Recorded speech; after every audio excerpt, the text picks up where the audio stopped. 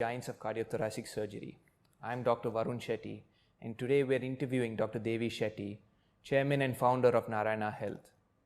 Dr. Devi Shetty is a world-renowned cardiac surgeon and is best known for making cardiac surgery affordable to the common man. He founded Narayana Hrudayalaya in 2001, and today the group does over 17,000 heart surgeries a year. He's often been called the Henry Ford of heart surgery because he's used the economies of scale to make cardiac surgery affordable. Dr. Shetty, thank you for agreeing to do this interview with us. Thank you, it's my pleasure.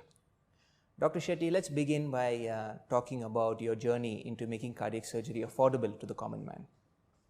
It started more than 40 years ago.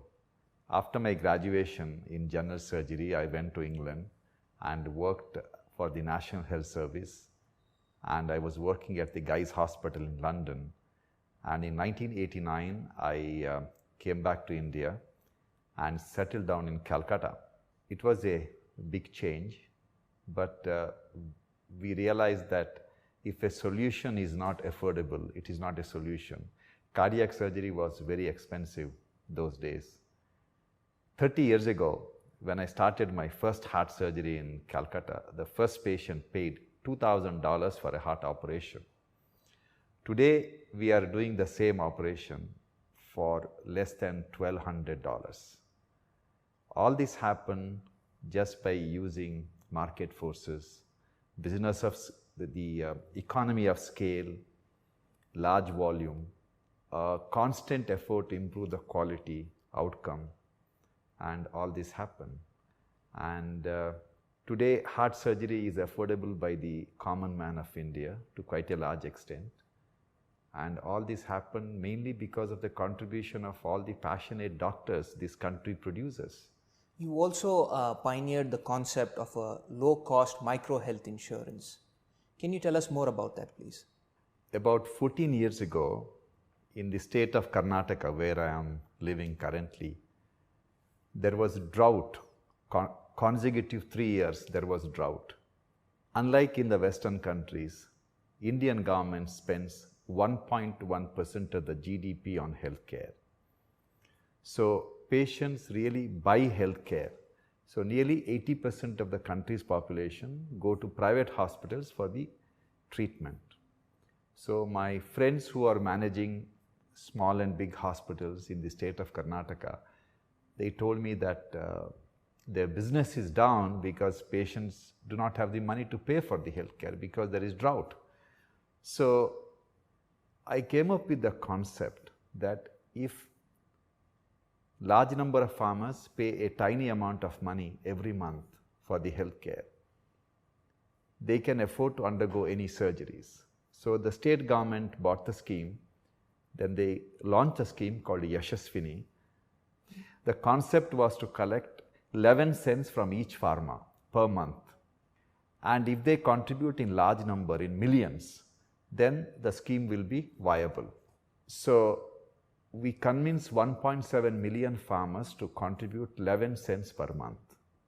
And we network with 400 hospitals across the state. And this insurance covers only for the surgeries. There are about 650 varieties of surgeries which are commonly done on the human body. We covered all those operations, all cancer surgeries, brain operation, including heart surgeries, to be done under the scheme. And fortunately, our government agreed to become a reinsurer so that there was no additional cost for reinsurance. And I'm very happy to tell you that in a matter of 12 to 13 years, over 1.5 million farmers had varieties of surgeries, and over 150,000 farmers had a heart operation just by paying 11 cents per month. Poor people in isolation are very weak, but together they are very strong. You can do amazing things by the economy of scale. That's a remarkable story, Dr. Shetty.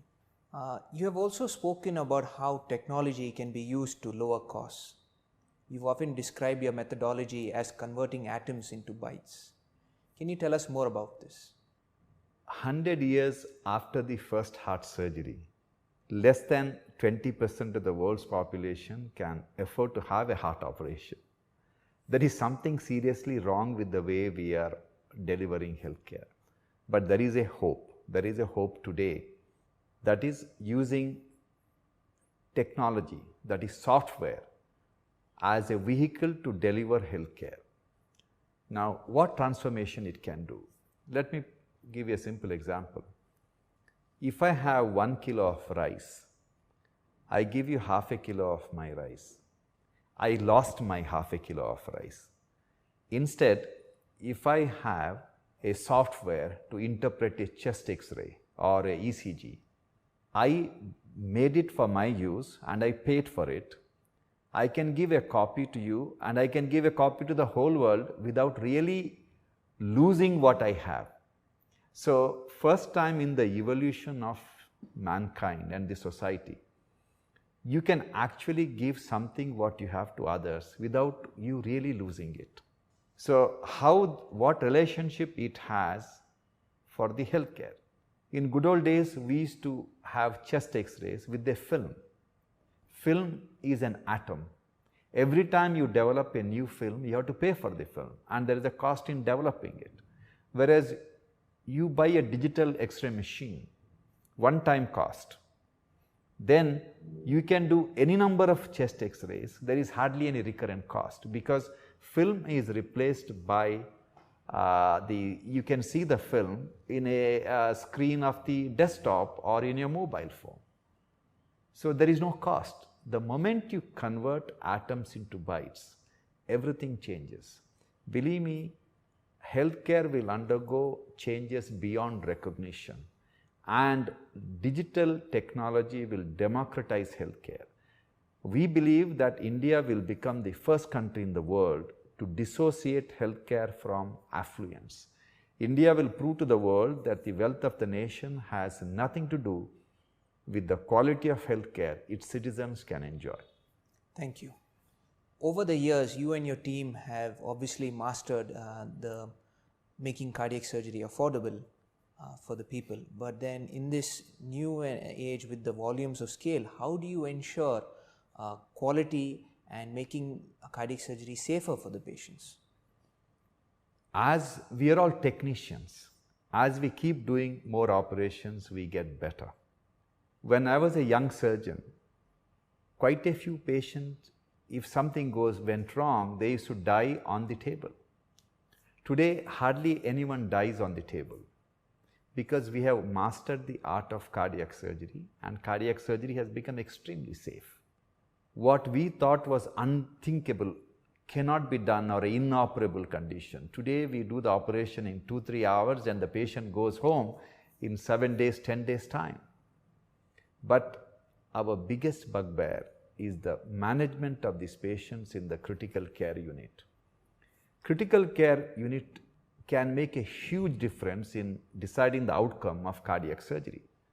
But a critical care unit service in India or in US or Europe offers the best care only between 9 to 5, when all the senior doctors are around the patient.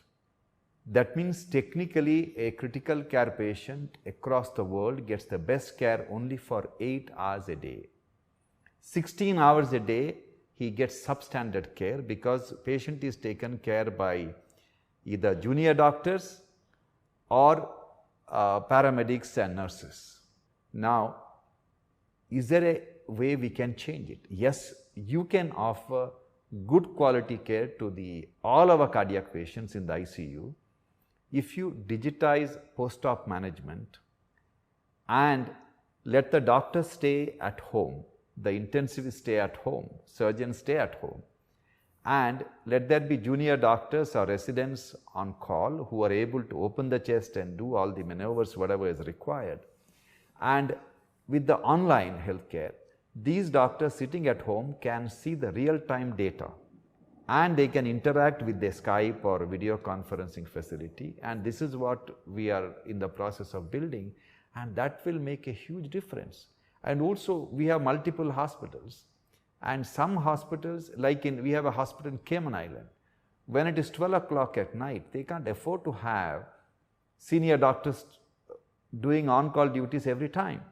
So our nurses and doctors sitting here can easily manage the patient, because when it is 12 o'clock at night in Cayman Island, it is 11 o'clock in the afternoon here. So our doctors and nurses are nice and fresh. So there will be a massive transformation in the outcome of healthcare as well when we bridge this gap in ICU care. Dr. Shetty, you mentioned about the Cayman Islands. I understand that 4 years ago you started a hospital in the Cayman Islands. How successful have you been in reducing the cost of healthcare in the context of a Western scenario? Caribbean region is a very interesting location for us to influence. There are about 40 million people living in Caribbean region, and essentially there are 29 island nations and 7,000 islands. None of those islands, these islands, most of them have a population of 30,000, 50,000, 100,000.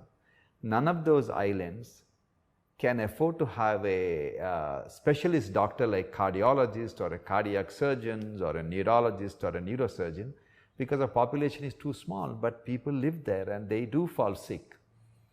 So we thought, if we can create one regional center for the Caribbean, which networks with all the hospital, all the people living in Caribbean region. See, the Microsoft has launched a platform called Kaizala, in which every patient can put all their medical data into Kaizala in their phone. And with the click of a button, these patients can send their medical reports to our doctors in Cayman Island. And Kaizala also has a facility for video conference. So patient can actually see the doctor, doctor can see the patient, and as the doctor is talking to the patient, they can have a communication and he can see the medical data in front of him. See, telemedicine, we were treating patients online through telemedicine well before the internet, 17 years ago. I have personally seen more than 53,000 heart patients. But the problem is, when I talk to a patient, I need to see his medical data in front of me. If that is not available, I am very insecure in prescribing. Today, with the technology, I can have total knowledge about his entire medical history just in front of me.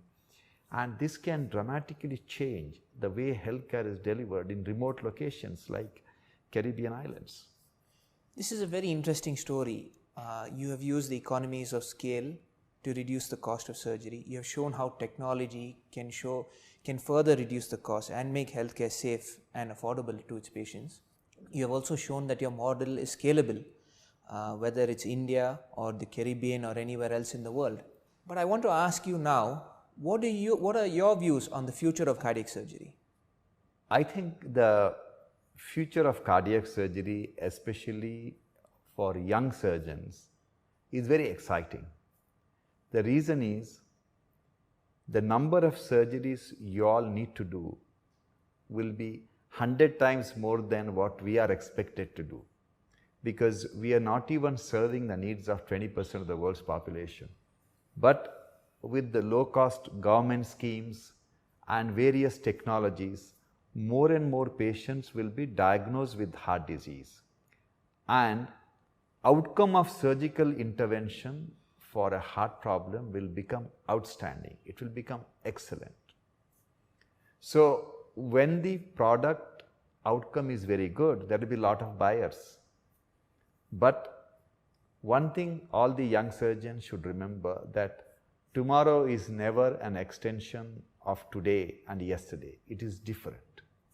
So they need to relook at how their profession will be in the future. First thing is, you have to realize that a lot of the procedures will be shifted from the cardiac operation theatre to the cath lab. Now, does that mean that surgeons will not be doing those procedures? No, I strongly feel that all the cardiac surgeons, young cardiac surgeons, should learn the art of the angiography and intervention on the heart. Because when I started my career in India, the angioplasty came, and angioplasty took away most of the surgeon's workload.